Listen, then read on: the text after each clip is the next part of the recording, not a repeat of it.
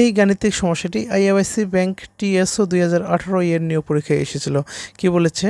What is the fourth proportional of 3, 9 and 4? তো 3, 9 and 4 এর fourth proportional কত সেটা নির্ণয় করতে হবে। তো ধরে নেই ফোর্থ প্রপোর্শন হচ্ছে এক্স, তাহলে আমরা লিখতে পারি 3:9 equal to 4:x।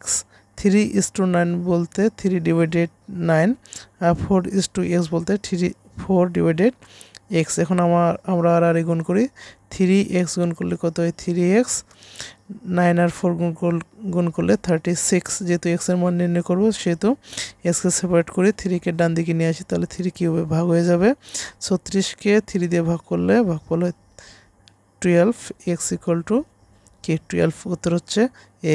Thanks for watching.